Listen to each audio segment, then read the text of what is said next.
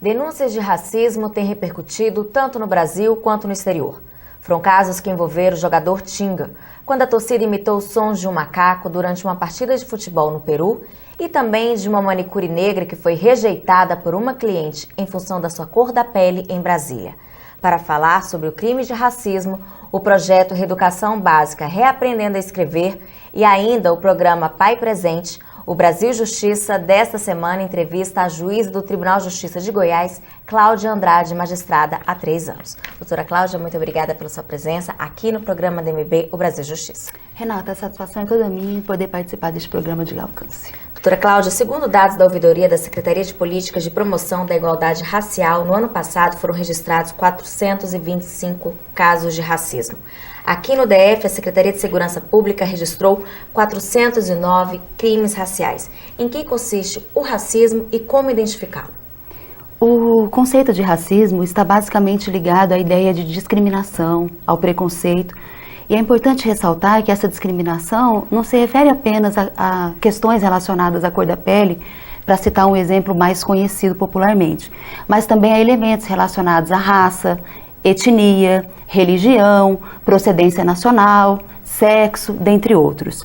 O racismo, ele é um preconceito social que envolve ideias de julgamentos pré-concebidos em relação às pessoas, ou seja, preconceitos relacionados a características físicas das pessoas, baseada numa ideia preconceituosa de superioridade de uma raça, de uma cor, de uma religião em relação a outra.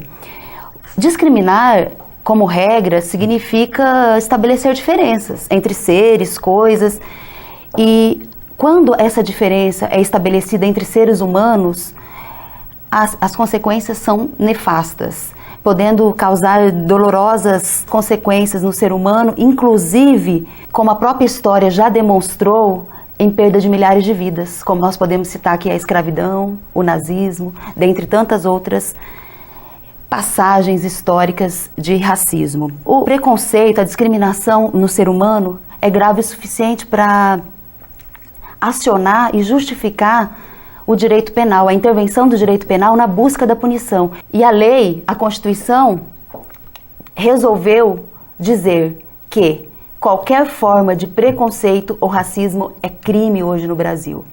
E interessante dizer que o racismo ele não pode acontecer em qualquer ambiente, tanto no ambiente de trabalho, na escola, na rua e até mesmo no meio de pessoas próximas. E por isso, é importante salientar que qualquer forma de discriminação ou preconceito deve ser notificada para evitar essas ofensas.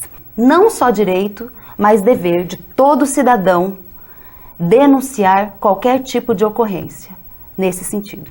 Quem quiser denunciar, a testemunha ou a vítima deve fazer o quê? Todo estado tem um número, um Disque Denúncia. No Distrito Federal, por exemplo, o Disque Denúncia é 156 na opção 7. Qualquer pessoa que se sinta ou que tenha sido vítima de discriminação ou preconceito deve imediatamente registrar um boletim de ocorrência e acionar o Ministério Público. Se essa discriminação, esse preconceito ocorrer no ambiente de trabalho, aciona imediatamente o Ministério Público do Trabalho. O importante é denunciar, é notificar, é não deixar parado, não deixar de lado esse tipo de ocorrência. Qual é a legislação e a penalidade aplicável ao crime de racismo aqui no Brasil? A principal legislação aplicável é a própria Constituição Federal. Ela assegura o princípio da dignidade da pessoa humana a todos os seres humanos. E tem como objetivo da República Federativa do Brasil promover o bem público, o bem de todos, sem discriminação de raça, sexo, cor, idade ou procedência nacional. E o artigo 5º da Constituição Federal, ela estipula a igualdade legal perante todos. E assim, na sequência, vem preceituando e determinando que qualquer conduta de racismo seja crime, com pena de reclusão na forma da lei. A lei federal que veio regulamentar essa disposição constitucional é a Lei 7.716 de 89, chamada Lei Antirracismo, que prevê a pena de reclusão para todas as condutas típicas, que prevê a pena de reclusão de 1 até 5 anos. É importante salientar que o crime de racismo é imprescritível e inafiançável, ou seja, as pessoas que cometem um crime de racismo devem responder o processo presos.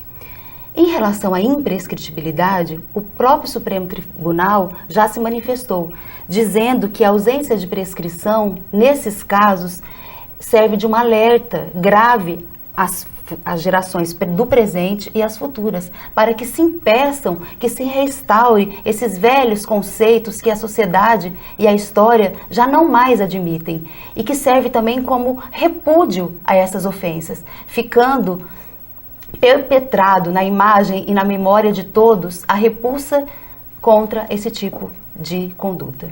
Quais exemplos de condutas configuram o crime de racismo e de injúria racial? A injúria racial, ela é um crime contra a honra. E a lei prevê que, se essas condutas forem relacionadas a elementos de raça, sexo, cor, idade, religião, procedência nacional, dentre outros, tipifica o crime de injúria qualificado, transformando-se em injúria racial. Foi o que aconteceu, por exemplo, com o jogador Tinga. Exatamente, bem lembrado. No caso do jogador, trata-se de crime de injúria racial, ou seja, porque a ofensa foi direcionada a pessoa determinada.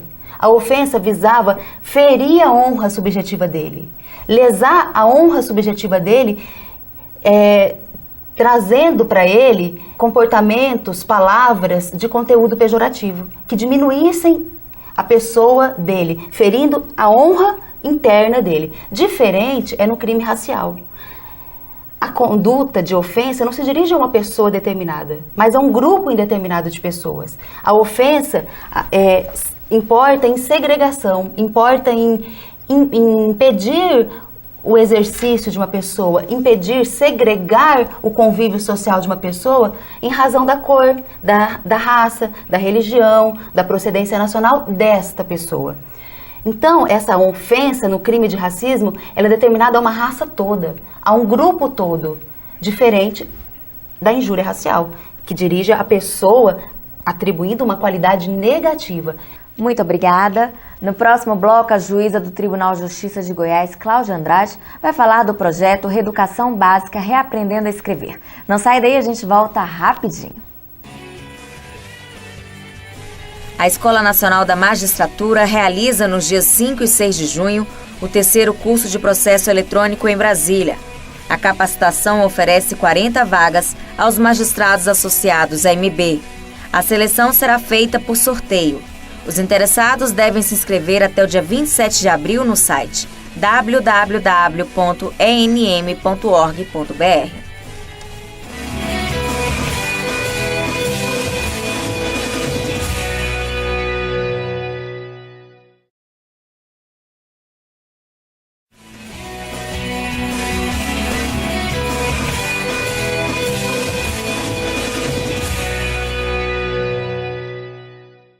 Estamos de volta com o Brasil Justiça. No primeiro bloco, conversamos sobre o crime de racismo. Agora, a juíza do Tribunal de Justiça de Goiás, Cláudia Andrade, vai falar do projeto Reeducação Básica Reaprendendo a Escrever. Doutora Cláudia, a senhora é coordenadora do projeto Reeducação Básica Reaprendendo a Escrever, e eu gostaria de saber qual é o alcance e objetivo desse projeto que é realizado em Águas Lindas de Goiás. O projeto Reeducação Básica Reaprendendo a Escrever, ele tem amparo na Constituição Federal no preceito que diz que a educação é direito de todos.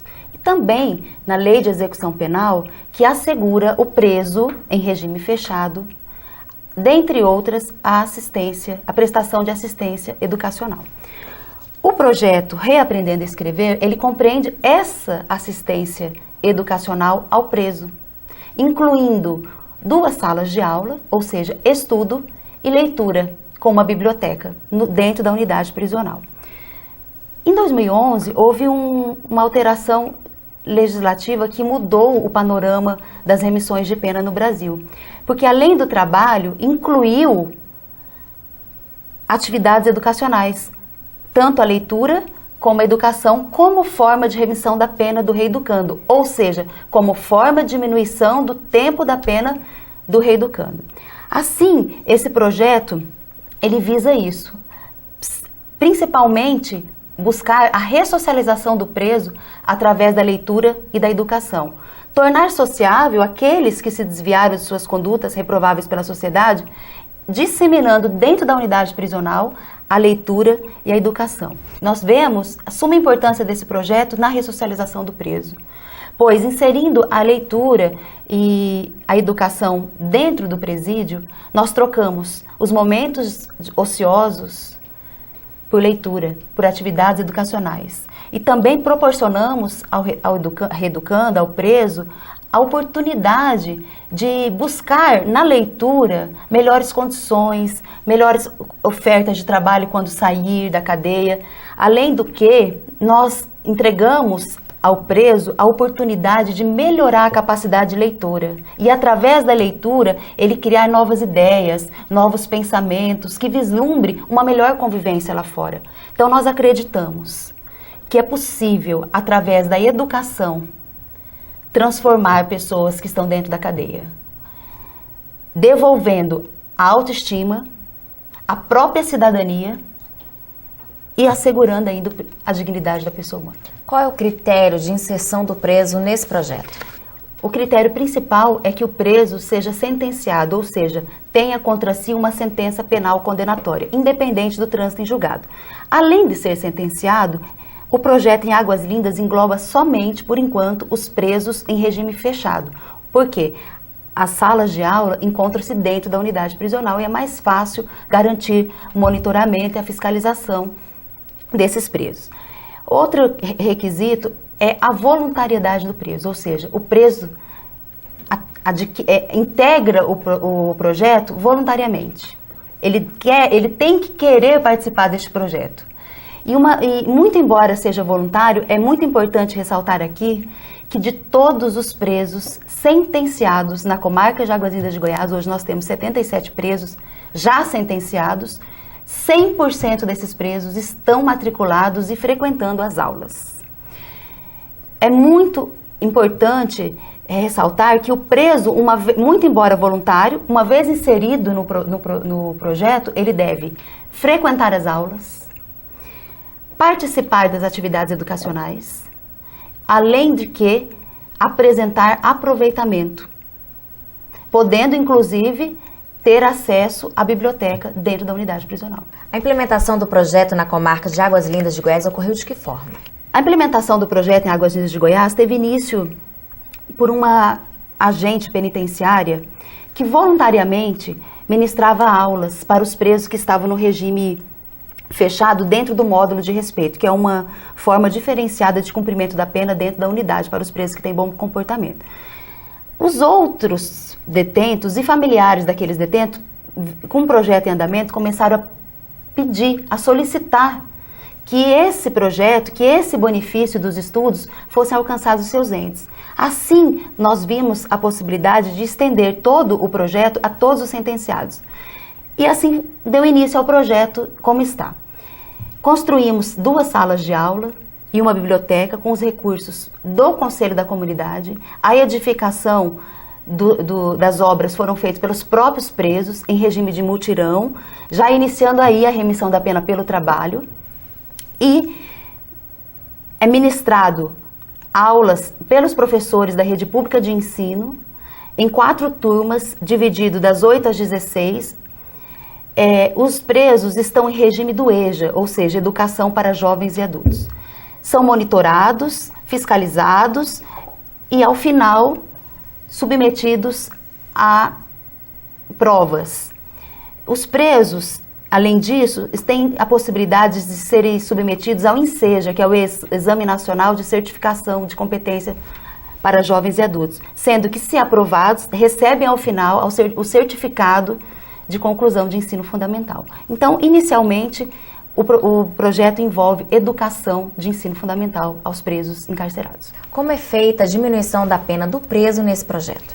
A remissão da pena é procedida da seguinte forma. A cada 12 horas de estudo, no mínimo em 3 dias, ou seja, o reeducando não pode estudar 12 horas seguidas no dia, essas 12 horas devem ser divididas no mínimo em 3 dias.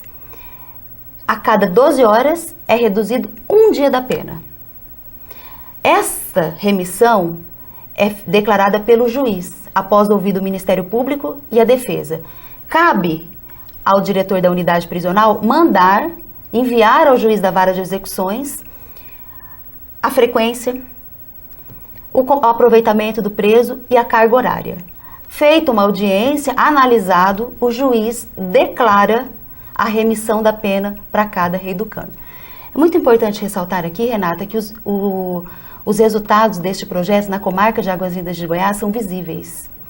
Antes, presos totalmente analfabetos, hoje já sabem ler, em fase de alfabetização, podendo já, inclusive, cursando já o ensino fundamental. E um caso digno de menção é de um preso que cumpre pena no regime fechado. Inserido neste projeto, ele já leu 150 livros, escreveu 2, sendo um sua autobiografia, e os 2 livros escritos estão registrados na Biblioteca Nacional de Brasília. Parabéns pelo projeto. Muito obrigada. No próximo bloco, a juíza do Tribunal de Justiça de Goiás, Cláudia Andrade, vai falar do programa Pai Presente. Fique com a gente, o intervalo é rapidinho. Ser juíza no Distrito Federal é muito bom. Por quê?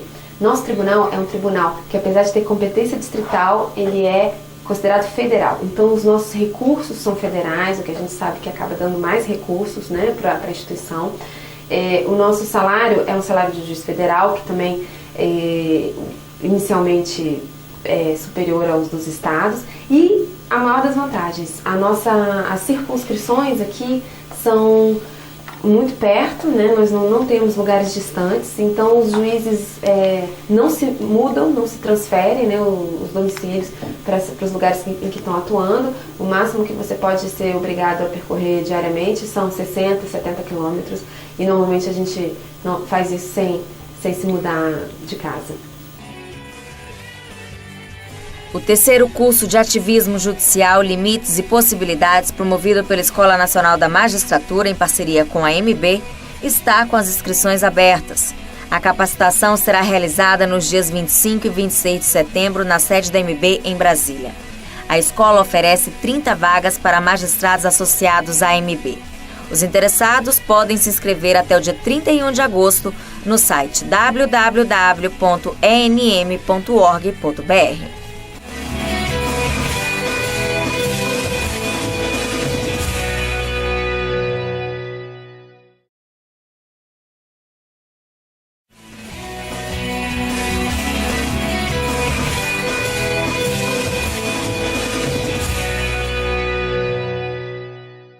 Estamos de volta com o programa da AMB, o Brasil Justiça. Nos 2 blocos anteriores, conversamos sobre o crime de racismo e o projeto Reeducação Básica Reaprendendo a Escrever. Agora, a juíza do Tribunal de Justiça de Goiás, Cláudia Andrade, vai falar do programa Pai Presente. Doutora Cláudia, a senhora atua nas comarcas de Águas Lindas de Goiás e Flores de Goiás e tem uma grande experiência com esse projeto. Qual é o alcance e o objetivo desse programa? Renata, o projeto Pai Presente, ele nasceu em 2010, através da Corregedoria Nacional de Justiça, e tem fundamento constitucional no artigo da Constituição que prevê que a todos é assegurado o direito à paternidade. O programa, ele é uma campanha voluntária de reconhecimento de paternidade. Essa declaração de paternidade, ela pode ser espontânea pelo pai ou solicitada por mãe e filho. O projeto, ele surgiu com o provimento número 12 da Corregedoria Nacional de Justiça, que estabeleceu um conjunto de metas a ser criadas, a ser seguidas pelo juiz de todo o país na busca da identificação paterna e na garantia do registro. Esse reconhecimento, ele foi facilitado pelo provimento 16 da mesma Corregedoria Nacional de Justiça, buscando aproveitar 7.234 cartórios com competência no registro civil no país. Desde a sua criação em 2010, o programa já beneficiou 23 mil reconhecimentos espontâneos de paternidade. Ele tem como objetivo principal reduzir o número de cidadãos que não possuem o nome do pai no registro de nascimento, identificando aqueles que não reconheceram seus filhos e viabilizando a averbação nos registros de nascimento. Também busca aproximar o pai e o filho, estabelecer um vínculo afetivo entre pai e filho, tentar reduzir a evasão escolar. Incentivar que o pai participe ativamente da vida dos filhos, contribuir financeiramente com os filhos, participar do desenvolvimento, da educação dos filhos, conscientizar e mobilizar a comunidade da importância da figura paterna no desenvolvimento saudável de uma criança, de um adolescente, buscar também dar efetividade à lei que assegura o direito à paternidade, além de, é claro, tentar reduzir os comportamentos de vandalismo. Entre outros objetivos, um deles é também entregar àquele que foi negado o direito completo de cidadão, ou seja, ter inserido na sua certidão de nascimento o nome do pai. O programa Pai Presente, ele tem um público-alvo definido? Tem. Crianças, jovens, adolescentes, inclusive adultos, que não possuem o nome do pai no registro de nascimento. Dados estatísticos apontam que os 5,5 milhões de brasileiros não possuem o nome do pai no registro de nascimento. A cada ano, 800 mil crianças são registradas no país sem o registro do nome do pai.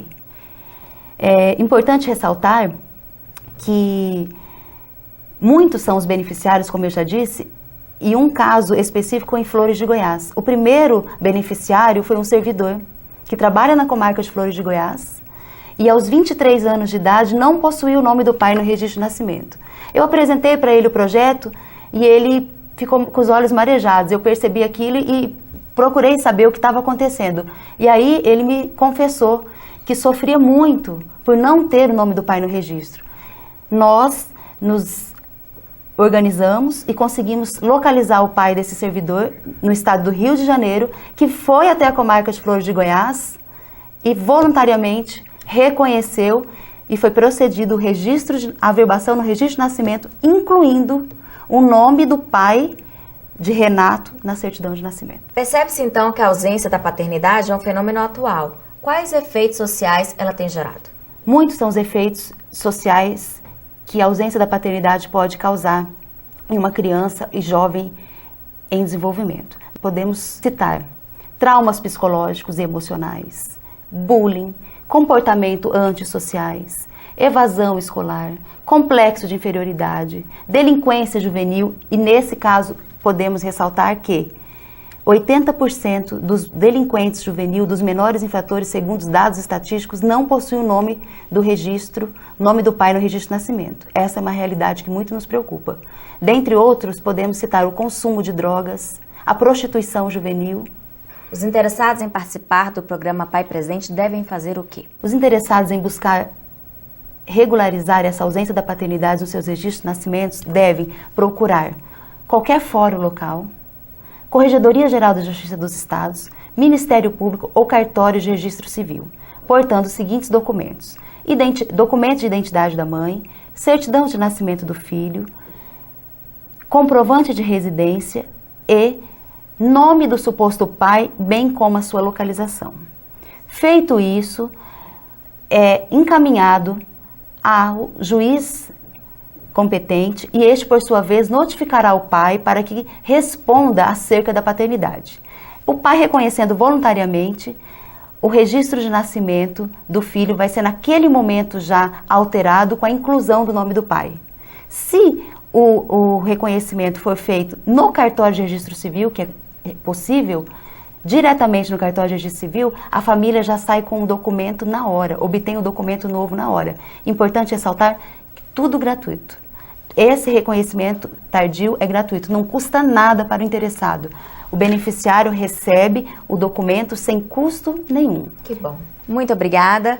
Chegou a hora da gente conhecer no quadro Vida de Juiz um pouco da trajetória dos magistrados.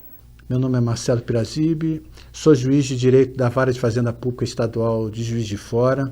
Escolhi ser juiz para poder participar do movimento de transformação da sociedade, de melhora da sociedade, de forma de ajudar na pacificação social, na estabilidade das relações.